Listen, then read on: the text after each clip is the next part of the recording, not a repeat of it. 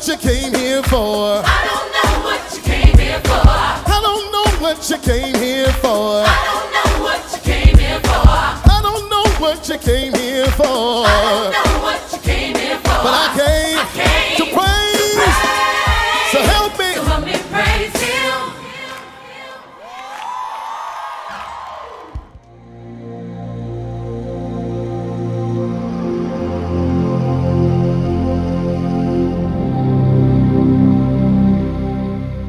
Gálatas, Hebreos, Romanos son cartas donde la doctrina de la gracia es sobreabundante. Comenzaremos en este estudio a sentar una base, un fundamento por medio de la carta de los Romanos, para que puedan comprender, primero, cuán ancho, cuán alto, cuán profundo es el amor de Dios por toda la humanidad, por todo el mundo, por todo tipo de personas. Amén. Segundo, cómo Dios ha lidiado durante todos los siglos. Veremos cómo Dios ha lidiado durante todos los siglos con el hombre desde una perspectiva de amor incondicional, desde una perspectiva de la gracia. Y tercero, también veremos cómo podemos comprender y aprender a tomar lo mejor de Dios en su palabra, dejando de manera total la condenación y la necesidad de hacer algo por agradarle. Propio de estructuras doctrinales religiosas basadas en el temor y no en el amor. Estos son los tres objetivos de esta serie. Amén. Aleluya. Vamos por favor a Romanos 1:16.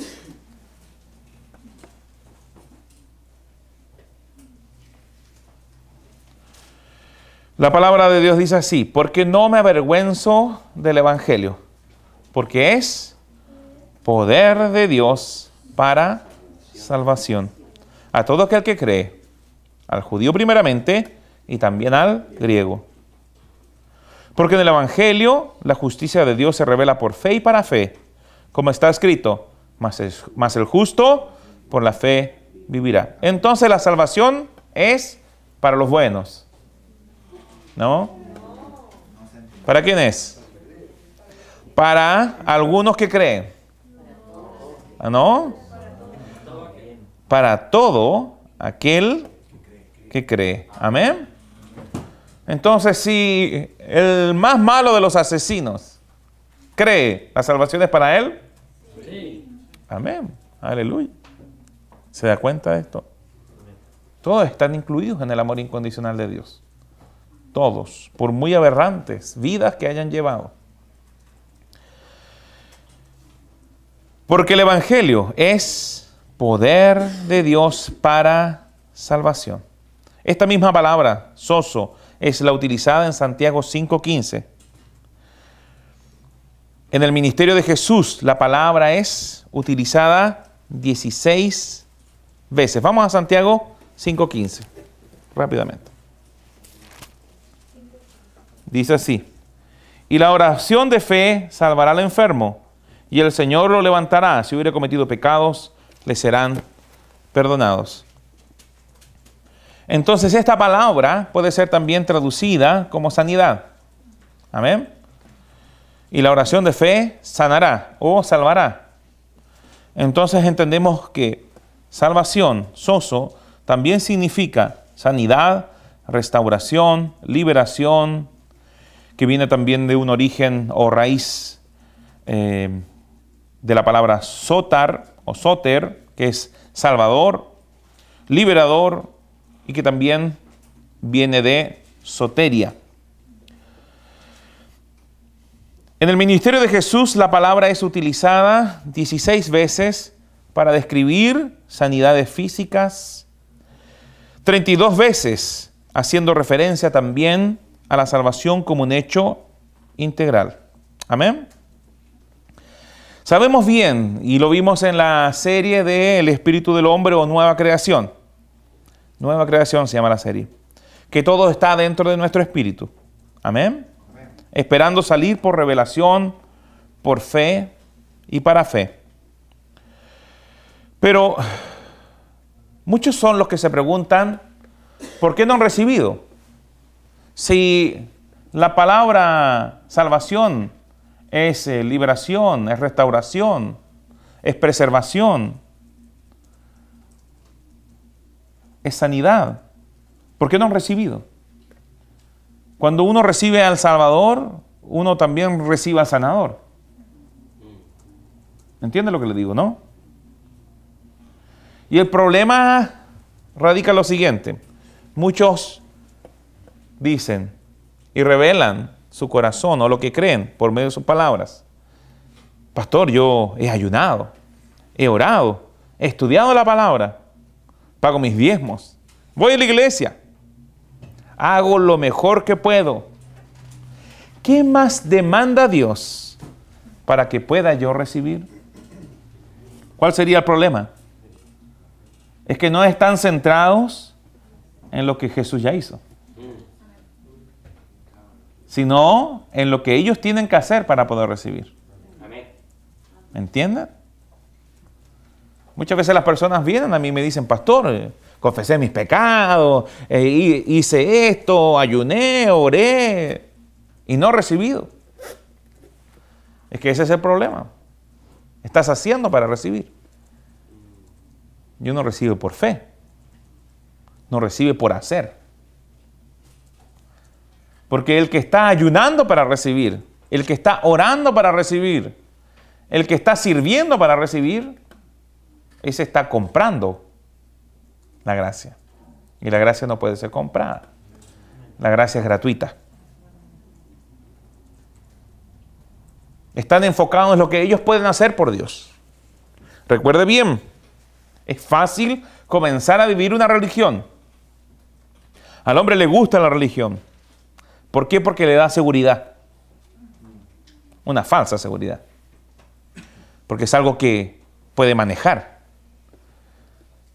Jesús no vino a establecer una religión, sino que una relación. Y tú no puedes manipular a Dios, ni puedes manejar a Dios. Por eso que nadie ha podido nunca manejar a Dios, ni manipularlo. El otro día estuve con una persona y me dijo, pastor, yo he estado llorando delante de Dios. ¿Tú quieres manipular a Dios? No, no quiero manipularlo. Pero eso es lo que hacen los niños. Para recibir lloran. ¿Y eso qué es lo que es? Manipulación. Dios no responde tu llanto. Tú estás haciendo algo para recibir. La religión siempre va a estar enfocada en lo que el hombre puede hacer. Pero la fe en Jesucristo está enfocada en lo que Él hizo. La religión siempre apunta al hombre. La fe siempre apunta a Cristo. La religión siempre te dice, haz esto otro. Jesucristo te dice, ya está todo hecho. Ya está todo consumado. Consumado fue. ¿Entienden? Esto es sumamente importante. Tengan cuidado de no encontrarse a sí mismos tratando de comprar las bendiciones de Dios. Son gratis. La sanidad es gratis. La prosperidad es gratis. Gratis. Tú cuando naciste de nuevo ya eres rico. ¿Qué tuviste que hacer? ¿Diezmar? No. Ya eras rico.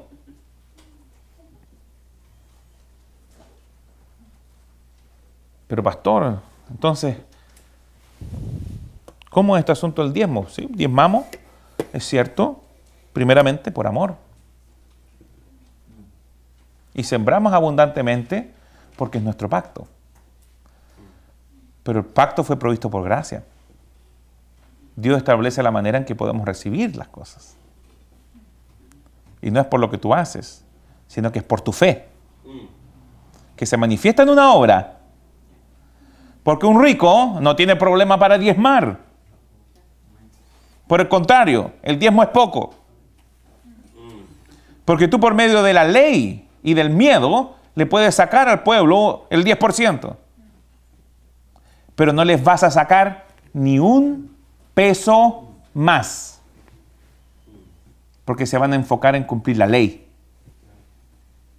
Y mediante la ley se van a satisfacer sus conciencias.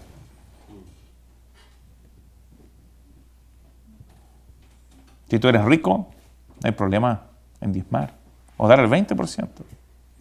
Eres rico. ¿Me entiendes?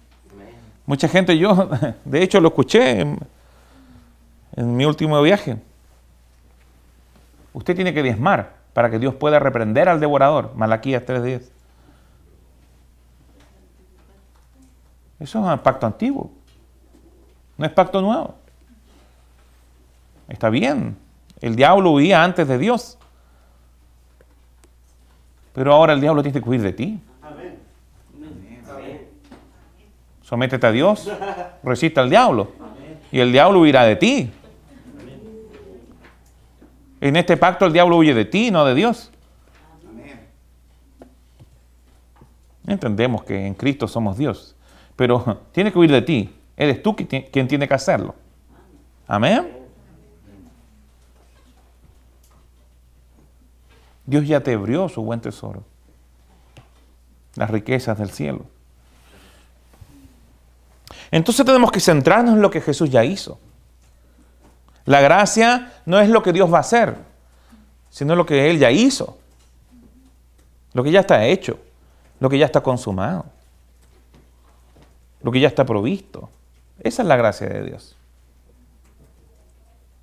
Dios no se mueve en nuestras vidas proporcionalmente a nuestro desempeño. Es cierto, a veces vemos cómo una persona recibe mucho más. Y esto es una de las problemáticas. Vemos gente que se desempeña mucho en la iglesia. Y esa gente recibe mucho. Entonces decimos, por el desempeño Dios lo ha premiado. Pero no es así. Porque hay gente que se desempeña mucho en la iglesia y no recibe nada. Y otros que se desempeñan mucho y reciben mucho. ¿Cuál es la diferencia? La fe. La motivación. ¿Qué te motivó a servir mucho? ¿El amor? ¿La fe? ¿Por qué diste tanto dinero en la última ofrenda? ¿Para hacer un negocio? ¿Para dar 1 y recibir 100? ¿O por amor? Porque eres rico.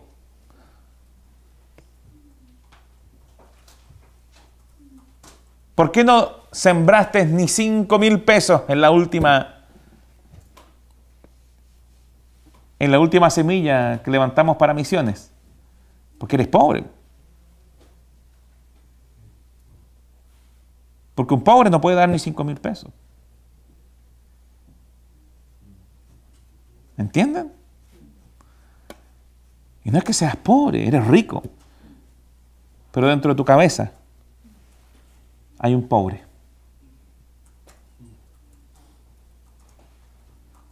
Porque tú me puedes decir, no, yo creo que el Señor me prosperó. Pero ¿cuál es tu proceder? Tu proceder va a demostrarme cuál es tu fe.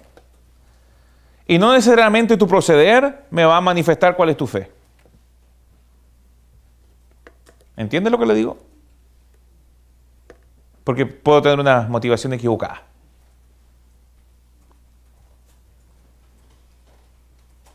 ¿Amén? ¿Se entiende esto?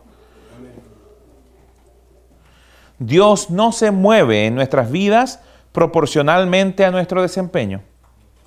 Esto es lo que estaba Pablo desmintiendo en sus cartas. Este patrón de pensamiento está basado en que debes cumplir con la ley para estar en una correcta posición delante de Dios o para que Dios te acepte. Y eso es verdad en el antiguo pacto. Amén. Pero en el nuevo pacto, hoy día, las cosas son al revés.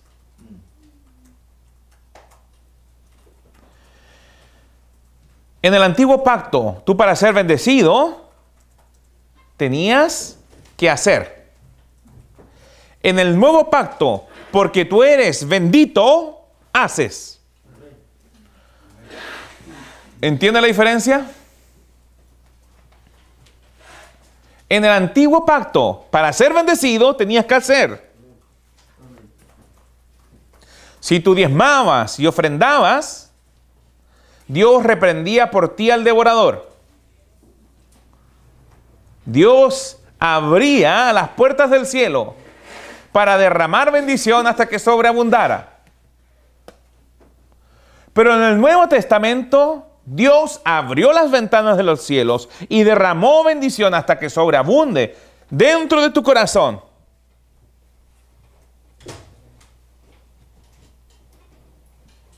Para que de lo que Él ya te dio, tú des.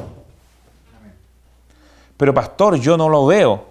Es que justamente la fe es la certeza de lo que se espera, la convicción de lo que no se ve. Pero si Dios dice que tú eres rico, eres rico. ¿Me entiendes lo que le digo?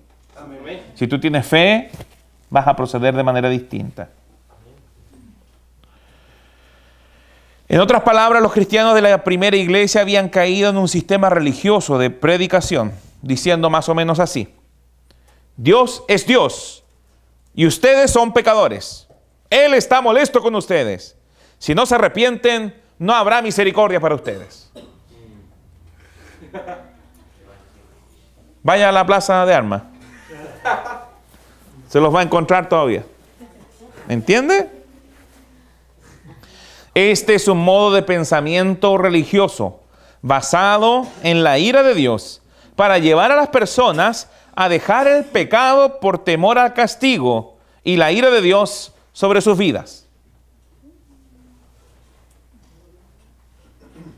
Esto es lo que hace la religión: manejarte por medio de la condenación, la culpa, el temor al castigo. ¿Entienden esto? Amén. Hasta hoy la gran mayoría de las personas creen que lo que viven, lo viven como consecuencias de la ira de Dios manifestándose contra ellos por sus pecados.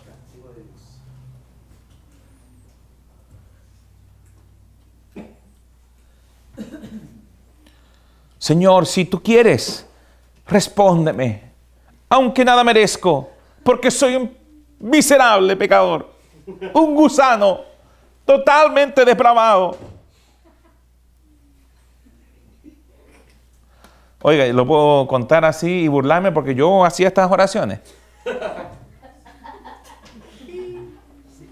¿Me comprende? Es lo que me habían enseñado. Y me gozaban decir eso. Sí, gusano. Soy gusano. No soy nada.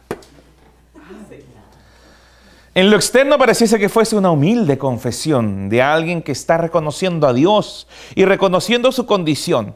Pero la verdad es una declaración que muestra que la relación de la persona está basada en su desempeño, en sus obras, y no en la obra consumada de Jesucristo. De alguna manera, eso es orgullo y soberbia. Entiéndalo bien. Un individuo que empieza a hablar así: soy un vil pecador, soy totalmente depravado, es un orgulloso. Recuerdo claramente cuando yo vi por primera vez la Pasión de Cristo. Realmente cuando vi lo que... Sabe que no es ni parecido, fue mucho peor. Pero cuando vi y me pude imaginar por medio de la película esta, La Pasión de Cristo, lo que había sufrido Jesús, y realmente me puse a llorar amargamente. Y me fui al baño a llorar. Estaba desconsolado. Y le dije: Señor, por mí no. Y me dijo: sé humilde, acéptalo, recíbelo. Si no, no tienes parte conmigo.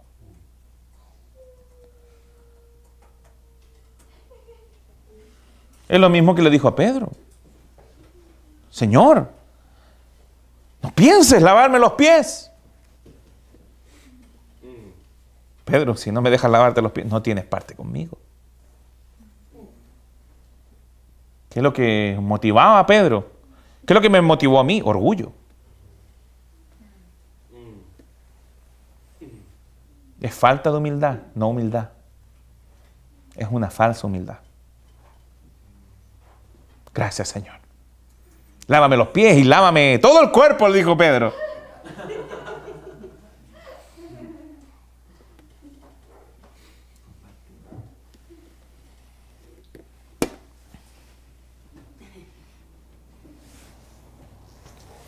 Es una manera autodependiente y egocéntrica de presentarse delante de Dios.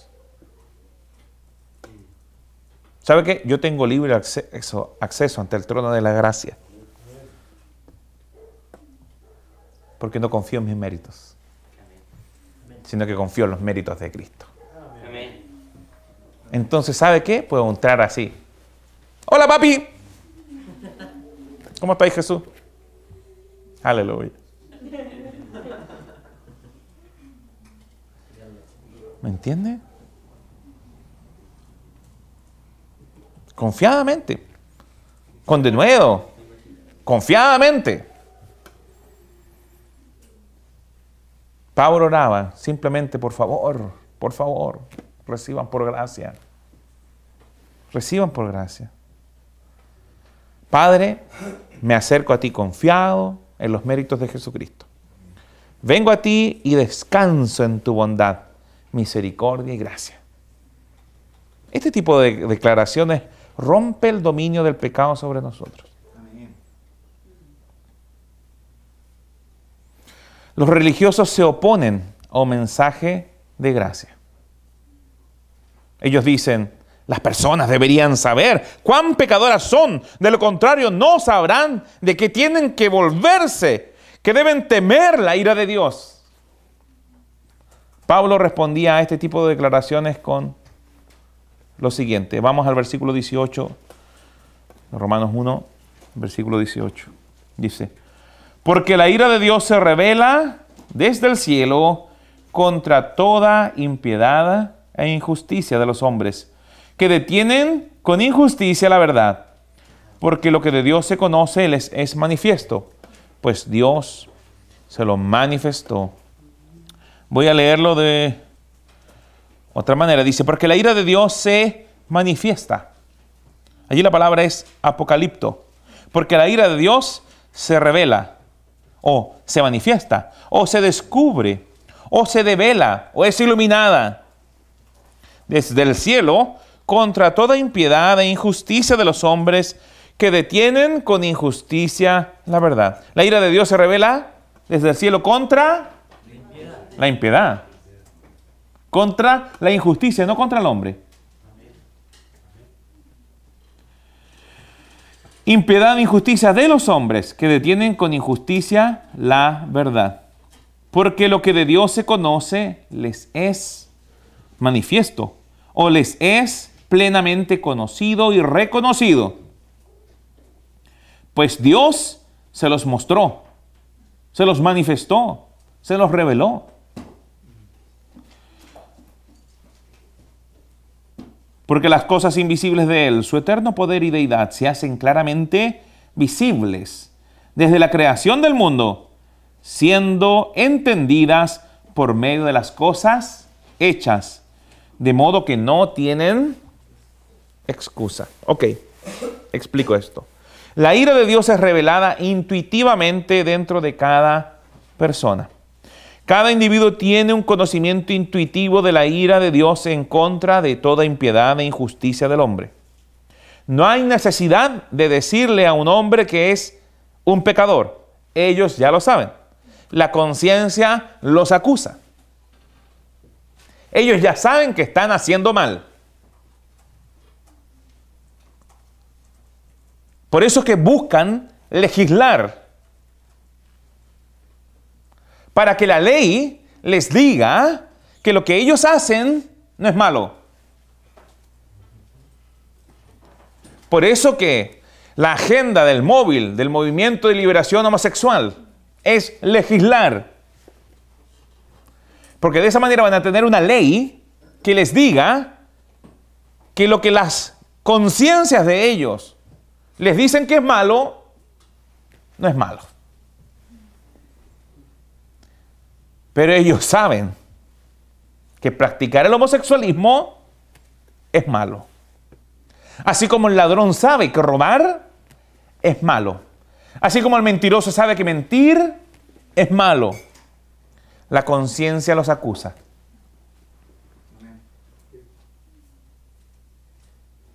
Pero no me extrañaría que así como está la sociedad del día de hoy, en 10, 20 años más, quieran legislar para legalizar el oficio de ser ladrón. ¿Me entiende? No me extrañaría. ¿Y cuántas otras aberraciones más van a querer legalizar? Todo lo van a querer legalizar. Todo lo perverso. La pedofilia ya está legalizada en algunos países. Sí. Inclusive hay un día del amor al niño. Y no es amor al niño para protegerlo, sino que de un amor sexual al niño. Ya existe el día de la pedofilia. Pero estos perversos le llaman amor al niño. Ya están tratando de bajar la edad de consentimiento, de las relaciones con consentimiento a 14 años. Ya están trabajando por eso. ¿Por qué lo hacen? Porque teniendo una ley, ellos van a aplacar sus conciencias, que los acusa, porque la ira de Dios se revela por medio de las conciencias, porque las conciencias conocen la ley, y donde la ley es transgredida, lo correcto es que reciban la ira de Dios. Ellos entienden lo que está mal. ¿Por qué no reciben la ira de Dios de manera fulminante, como acontecía en el Antiguo Testamento, que se abría el suelo y se tragaba a la gente? Porque estamos en la dispensación de la gracia. ¿Me entienden? Y Dios quiere que todos procedan al arrepentimiento. Si Dios no hace que la tierra se los trague, es porque está esperando que tú y yo les prediquemos que Dios no los condena.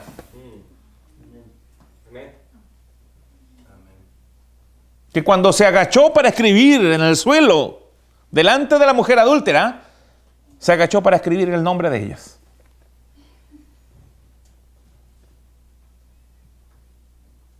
Para escribir los amo con locura. Para escribir gracia.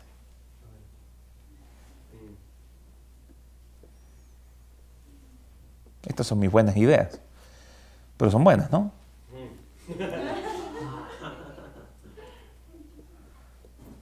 ¿Entiende lo que le digo?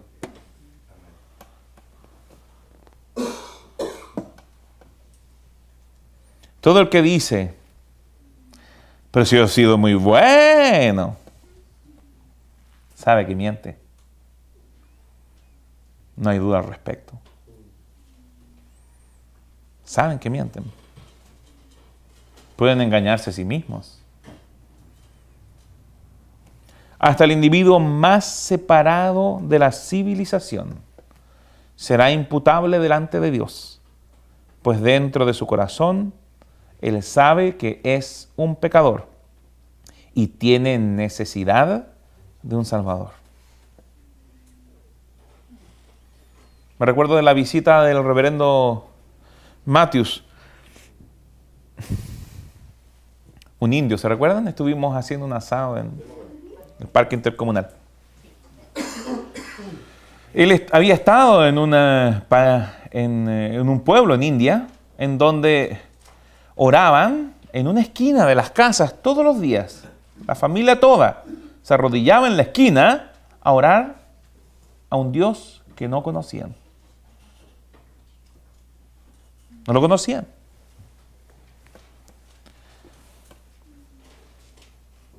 sin imágenes, ni nada. Pero buscaban a Dios. Tenían necesidad de Dios. Sabían que había que buscar a Dios dentro de ellos. Pablo se encontró en Éfeso con un altar con la inscripción al Dios desconocido. Por lo que dijo después, lo que ustedes adoran sin conocer, eso yo os anuncio. Amén.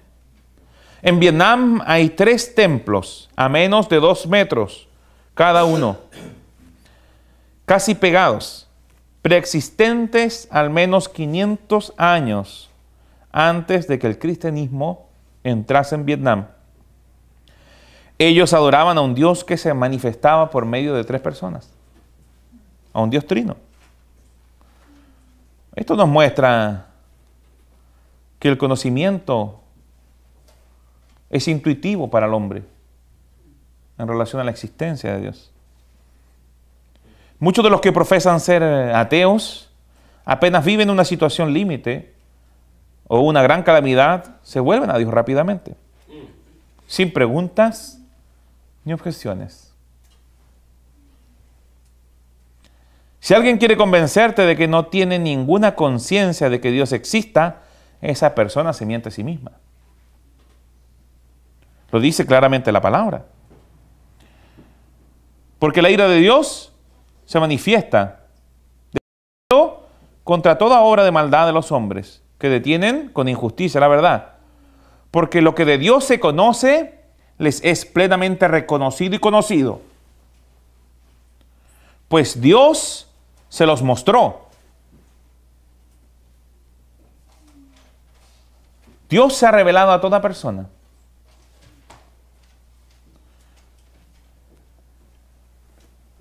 El resto del capítulo Pablo nos explica cómo estas personas que tienen este conocimiento intuitivo de Dios terminaron viviendo de la manera en que lo hacen. Vamos para allá.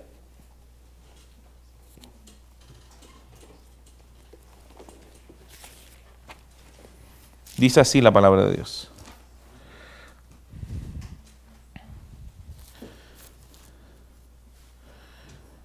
Parto en el 19, dice, porque lo que de Dios se conoce les es manifiesto, pues Dios se los mostró. Porque las cosas invisibles de Él, está hablando de incrédulos, ¿no? Dios mostrándole cosas a incrédulos, ¿cierto? Porque las cosas invisibles de Él, su eterno poder y deidad, se hacen claramente visibles desde la creación del mundo, siendo entendidas por medio de las cosas hechas, de modo que no tienen excusa. Entonces aquí vemos 2 cosas.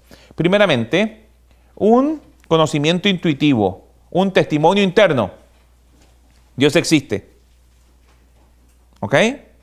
Y lo que tú estás haciendo es bueno o malo. ¿Cierto? La ira de Dios se revela por medio de las conciencias de los hombres. ¿Amén? Y esto hace que todas las personas no tengan excusa, dice. De modo que no tienen excusa. Por causa del testimonio interno de que Dios existe y por causa de que podemos ver que Dios existe por medio de todas las cosas creadas, nadie tiene excusa delante de Dios. El día del juicio nadie va a poder decir, oh, a mí nadie me dijo y no dejaste ningún indicio de que tú existías. No, usted tenía un testimonio interno de que yo existía. Y mire toda la creación. Dígame si no tiene mi nombre o no tiene mi firma. ¿Me entiende? Y una vez me topé con un tipo, hacíamos negocio con él, tú lo conoces, que según él era muy inteligente. Él había sacado un MBA en España. Pero yo cuando le hablaba de Dios me decía, ah, no, pero yo creo que somos un accidente. Oiga, creer que somos un accidente es muy tonto. ¿Cómo vamos a ser un accidente en el universo nosotros? Cada uno de ustedes son una obra perfecta. Mire usted la creación. Es maravillosa. Esto no es un accidente. Yo cuando veo un accidente, está en la crema. No veo a nadie que choca con otro y queda una cuestión súper linda. Oh, qué lindo. Qué lindo el accidente. ¿Ha pasado usted por algo así?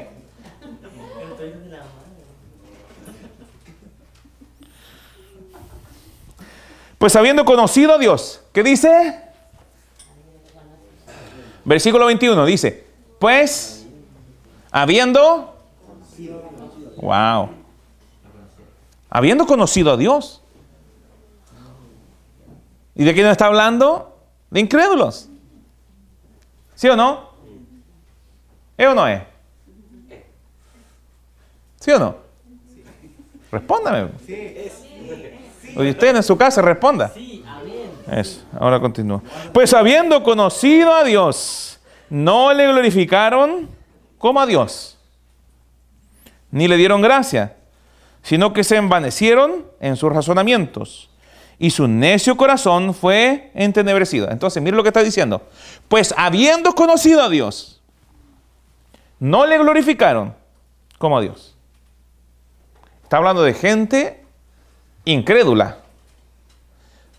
¿En qué no creen? Oiga, yo entré en una iglesia antigua en El Salvador y le empecé a preguntar, a predicar el evangelio a un morenito y le dije, Dios es bueno. Y me dijo, sí, Jesús es bueno. Sí, Jesús es bueno, me dijo. Ah, entonces ¿usted cree en Jesús? No, no creo.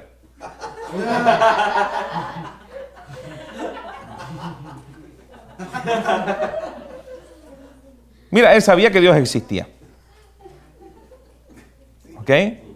Sabía que Jesús existía. Sabía que Dios era bueno y que Jesús era bueno. Pero él no creía en Jesús.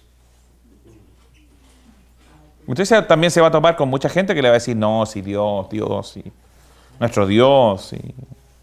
Ok, pero ¿cuál es el nombre de tu Dios? ¿Cuál es tu Dios? A mí me mató un taxista en una oportunidad. Me llevó en taxi y le digo, sí, gracias a Dios, todo está bien. Me dice, sí, ¿cuál es el nombre de su Dios? Yo no era practicante en ese entonces. Había recibido al Señor, pero realmente no lo conocía profundamente. Estaba viviendo en el mundo en ese entonces. Y él me dice, ¿cuál es el nombre de tu Dios? Y sabe que yo no le pude dar un nombre.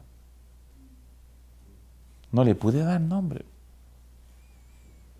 Y nuestro Dios tiene nombre. Nuestro Dios se llama Jesucristo. El Padre le dio el nombre al Hijo.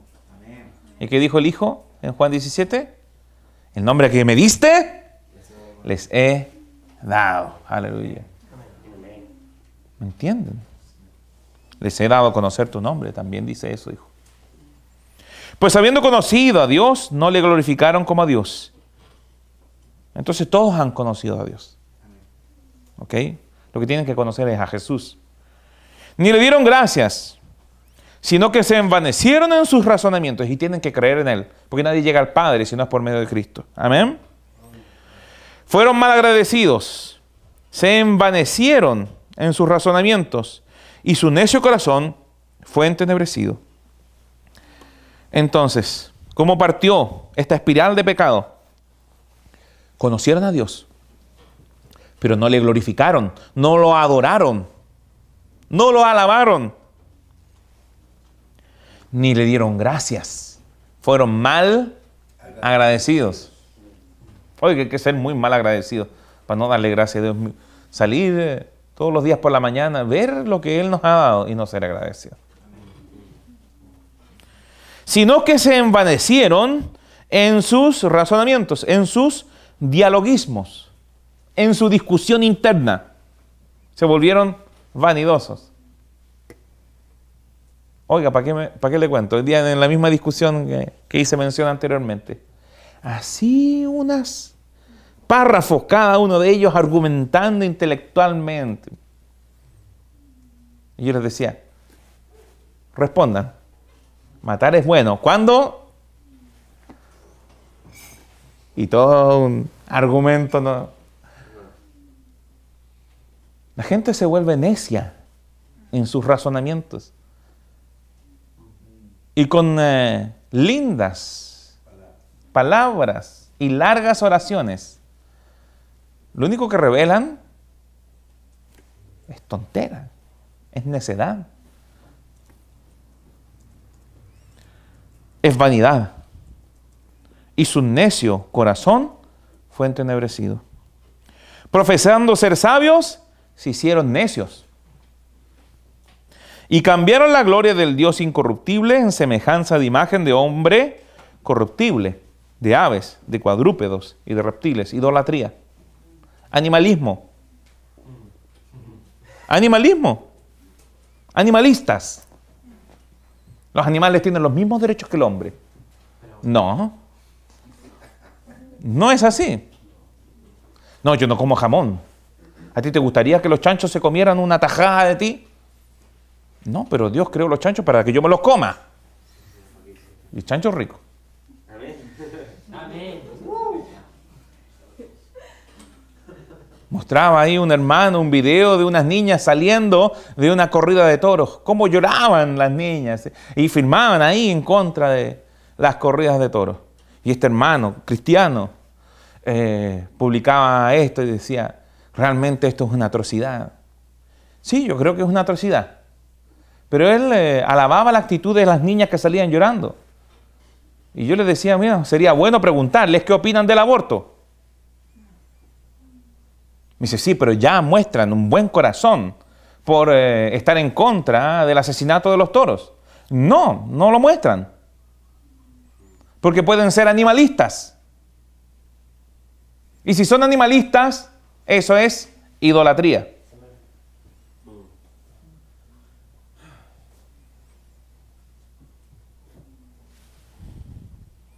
Y cambiaron la gloria del Dios incorruptible en semejanza de imagen de hombre incorruptible, de aves, de cuadrúpedos y de reptiles.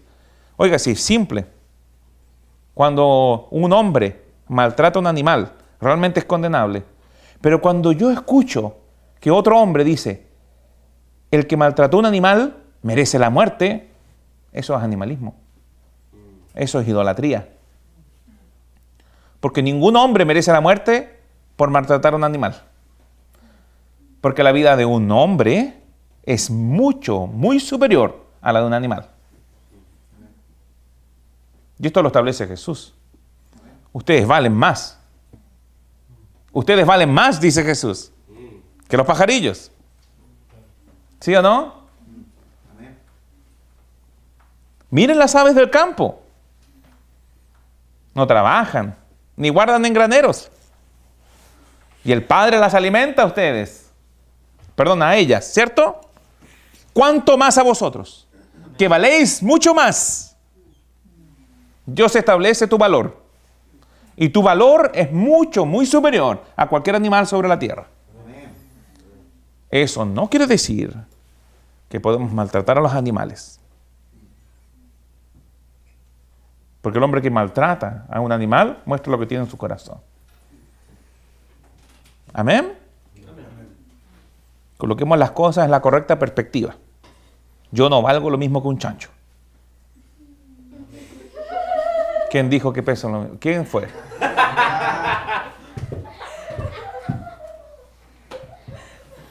Voy a aplicar gracias sobre ustedes. Por lo cual también Dios los entregó a la inmundicia, en las concupiscencias o en los malos pensamientos de sus corazones, de modo que deshonraron entre sí sus propios cuerpos, ya que cambiaron la verdad de Dios por la mentira, honrando y dando culto a las criaturas antes que al Creador. Honrar y adorar a animales. Bueno, vaya a la India, paséese por allí, van a ver que adoran a las vacas. Se mueren de hambre, ¿eh? Pero el alimento anda caminando libremente por las calles. Por esto Dios los entregó a pasiones vergonzosas, Pues aún sus mujeres cambiaron el uso natural por el que es en contra de la naturaleza. Lesbianismo. Y de igual modo también los hombres, dejando el uso natural de la mujer, se encendieron en su lascivia unos con otros, cometiendo hechos vergonzosos, hombres con hombres, recibiendo en sí mismo la retribución debida a su extravío. Homosexualismo. Y como ellos no aprobaron tener en cuenta a Dios, Dios los entregó a una mente reprobada para hacer cosas que no convienen, estando atestados de toda injusticia, fornicación, perversidad, avaricia, maldad, llenos de envidia, homicidios, contiendas, engaños y malignidades, murmuradores, detractores, aborrecedores de Dios, injuriosos, soberbios, altivos, inventores de males, desobedientes a los padres. Mira, donde colocan a los desobedientes de los padres. Necios, desleales, sin afecto natural, implacables, sin misericordias. Quienes habiendo entendido el juicio de Dios, todo el mundo ha entendido el juicio de Dios. Todo el mundo, lo vuelvo a decir, todo el mundo ha entendido el juicio de Dios.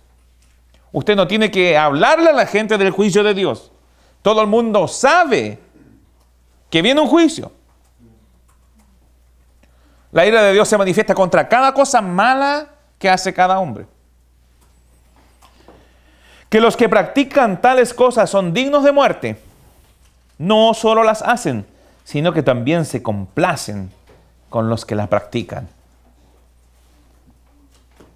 Por lo cual, eres inexcusable, oh hombre, quien quiera que seas tú que juzgas, pues en lo que juzgas a otro, te condenas a ti mismo, porque tú que juzgas, haces lo mismo.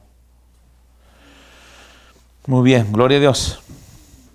Entonces, podemos ver esta espiral. Habiendo conocido a Dios, no le glorificaron como Dios, ni le dieron gracias, sino que se envanecieron en sus razonamientos, y su necio corazón fue entenebrecido.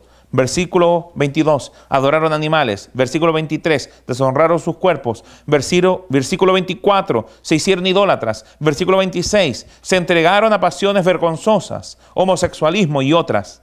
Versículo 28, terminaron con una mente depravada, atestados de toda obra de maldad. ¿Cómo acontece eso? Aléjate de Dios. ¿Cómo acontece esto? Aléjate de Dios. Sé malagradecido con Dios. Deja de adorarle. Deja de darle gracias. Y esto es lo que acontece. Todos estos son pasos progresivos del alejamiento del hombre de Dios. Es el Evangelio, la buena noticia, la que motiva a los hombres a recibir la salvación, la sanidad, la libertad y todo lo que viene con el creer. No necesitamos condenarlos. Ellos ya se sienten condenados. Lo que necesitamos es mostrarle la salida. Si usted tiene un problema financiero y viene alguien y ve sus cuentas y le dice: ¡oh, tú estás muy mal! Estás pero en rojo. ¿Cómo voy a poder pagar? Estás frito, viejo. No había conocido a nadie más pobre que tú. Yo realmente estaría totalmente deprimido. Te van a llevar a la cárcel. Lo que tú estás haciendo es estafa. Tienes que pagar tus deudas. Estáis frito. ¿Usted querría escucharlo? ¿A usted le gustaría escuchar a alguien así? Oye, ¿sabes qué? Estoy tan motivado con lo que me dijiste. Podríais venir otro día. Te quiero seguir escuchando. ¿Le gustaría a usted seguir escuchando a un individuo así? Bueno, ¿por qué pensamos a veces que con una actitud condenatoria, con el que ya se siente condenado, vamos a tener un buen resultado?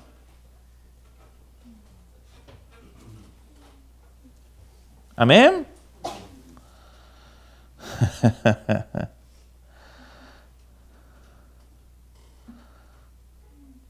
Mire, la palabra evangelio es una palabra tan poco utilizada fuera de la Biblia que solo es encontrada en 2 textos antiguos no bíblicos. ya que tiene un significado especial y poco usado, como el de noticias demasiado buenas para ser ciertas. Es una terminología extraña, no es una palabra común. Y a la verdad son demasiado buenas estas noticias para ser ciertas. De partida, evangelios son buenísimas noticias. Y todo lo que salga de ese contexto, adivine, no es una buena noticia. No es el evangelio de Jesucristo. Cuando la gente predica condenación, eso no es una buena noticia. Las personas ya se sienten condenadas. El evangelio es una buena noticia. Todo lo que salga de ese contexto no es el evangelio de Jesús. Es muy común escuchar mensajes como: tú eres un pecador, si no te arrepientes te vas a ir al infierno. Mire, si bien eso es verdad, esa no es una buena noticia. A nosotros se nos envió a predicar el evangelio, una buena noticia, el mensaje del evangelio. A mí no me parece una buena noticia, o al menos no la están comunicando bien o de la manera adecuada.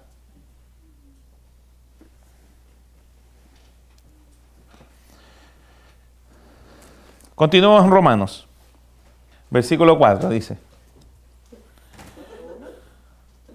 2:4, ya llegamos, terminamos el 1. Dice: o menospreciáis las riquezas de su benignidad, paciencia, longanimidad, ignorando que su benignidad te guía al arrepentimiento. ¿Qué es lo que dice la palabra de Dios que nos guía al arrepentimiento? La benignidad de Dios, lo bueno que es Dios. Eso te guía al arrepentimiento. No lo malo que eres tú te guía al arrepentimiento. Si eso es, ¿a quién de ustedes? Discúlpenme, pero ¿quién de ustedes fue llevado a Dios por lo malo que son? Oye, tú eres muy malo, eres tremendamente malo, eres tremendamente pecador. ¿Eso te llevó a Dios? No. Dios es bueno, eso te lleva a Dios. Dios es bueno, eso te lleva a Dios. Dice claramente: o menosprecias las riquezas de su benignidad, paciencia, longanimidad, ignorando que su benignidad te guía al arrepentimiento. Cuando tú tratas de convencer a un individuo de que necesita a Dios, diciéndole que es un vil pecador, tú estás menospreciando las riquezas de su benignidad, paciencia y longanimidad, ignorando que es lo bueno que es Dios, lo que va a llevar a todo hombre a arrepentirse. No lo contrario. Mire, estuve en una iglesia. En nuestra última visita a misiones.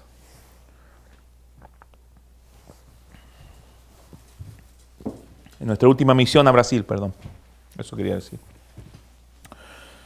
En donde voy a empezar a ministrar sanidades después de haber predicado. Y me pongo a orar por un joven y nada acontece. Entonces lo quedo mirando, mi esposa se acerca y me dice: no es cristiano. Usted sabe bien que el Espíritu Santo puede ser recibido no puede ser recibido por el mundo. El Espíritu Santo no puede ser recibido por el mundo. ¿Entiende? No puede ser recibido por el mundo. Tiene que ser un hijo de Dios para recibir el Espíritu Santo. Amén. Entonces el Señor me dice: muchos de los que están aquí han recibido la salvación, o hicieron una oración recibiendo salvación, por miedo al infierno. Entonces yo simplemente digo: si usted ha recibido a Jesucristo por miedo, lo recibió por una razón equivocada. Si usted recibió a Jesucristo para no irse al infierno, lo recibió por una razón equivocada. Y les prediqué la gracia, el amor incondicional de Cristo por ellos. Amén. Les prediqué que la salvación es gratuita. Y los guié en una oración a recibir gratuitamente la salvación de Cristo. Por amor, ya no más por temor. Y pregunto, ¿quién hizo esta oración por primera vez? Y la mitad de la iglesia levantó la mano. No me pasó solo una vez. En otra iglesia, una señora llevaba 10 años yendo a la iglesia y no entendía la gracia. Ella hacía cosas para mantener la salvación. Entonces, hermanos, este es un mensaje olvidado, perdido en el tiempo. Y creo yo fehacientemente de que Dios está restaurando este mensaje de la gracia. Y Dios está empoderando los ministerios por medio de la gracia. Porque la gracia es el poder del Evangelio. Cuando la gente entiende que es perdonada de todos sus pecados, recibe así, fácilmente. Amén. Aleluya. Ignorando que su benignidad te guía al arrepentimiento. Mire, este es el contexto en medio del cual Pablo está escribiendo a los romanos, desde la perspectiva de las riquezas de su benignidad, bondad, que hace bien y no mal, de que Dios es bueno. La versión amplificada agrega luz a esto y dice así: o eres tan ciego como para despreciar y subestimar las riquezas de su bondad, dominio sobre sí mismo, paciencia de largo sufrimiento. ¿Eres inconsciente o ignorante del hecho de que la bondad de Dios tiene por propósito guiarte al arrepentimiento, a cambiar tu mente y ser interior para aceptar la voluntad de Dios? Entonces lo que está diciendo es que o eres inconsciente o ignorante. O eres inconsciente o ignorante de que es la bondad de Dios la que guía a las personas al arrepentimiento. Si estás predicando la ira de Dios, o eres inconsciente o ignorante. Si estás predicando el infierno, o eres inconsciente o ignorante. Si estás predicando de que Dios está enojado, o eres inconsciente o ignorante.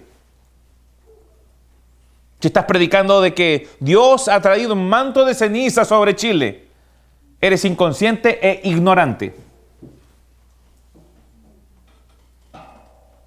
Porque el ministerio de Jesucristo es anunciar a su pueblo: no más ceniza, sino que es manto de alegría.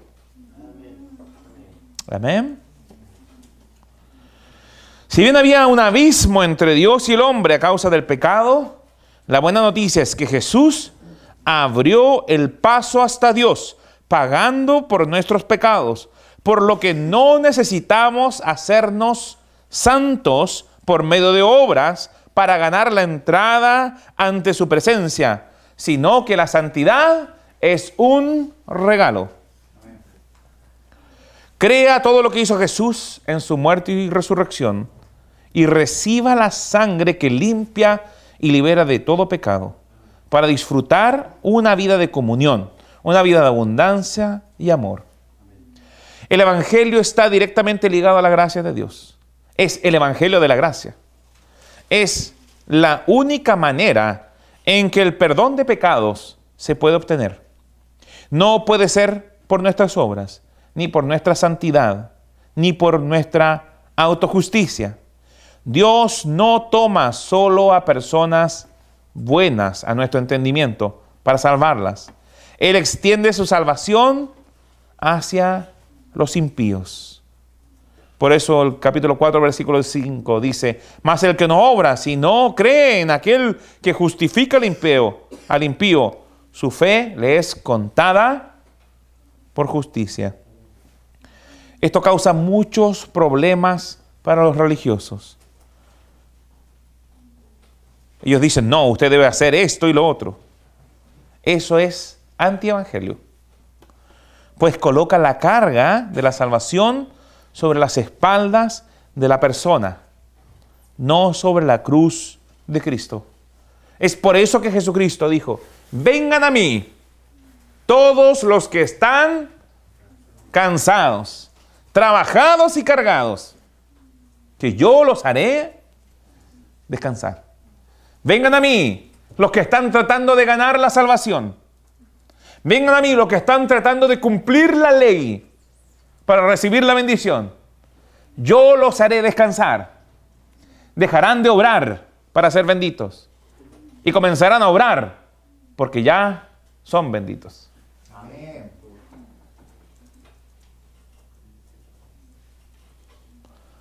Nadie puede salvarse a sí mismo. Eso sería un falso evangelio. Pueden nombrar a Jesús como Salvador. Pueden asistir a la iglesia. Pueden usar terminología como Dios Padre. Pero no son salvos. Vamos rápidamente a Gálatas 1, 6.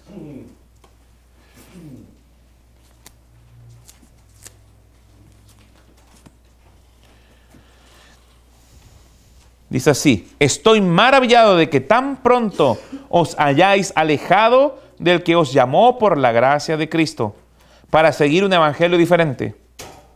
No que haya otros, sino que hay algunos que os perturban y quieren pervertir el evangelio de Jesucristo. En ese entonces existían los judaizantes, que querían llevar su religión al cristianismo.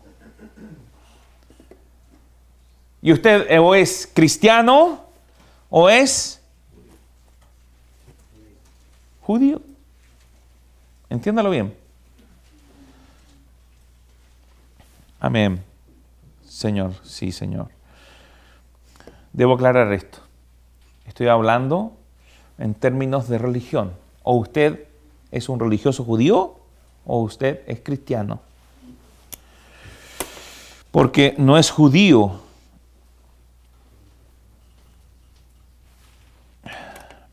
el que desciende de Israel, sino el que ha sido circuncidado en el corazón. Entonces cada uno de nosotros somos judíos. Amén. Y todos juntos somos la nación de Israel. Eso es cierto. Amén. Pero lo que estoy diciendo es lo siguiente.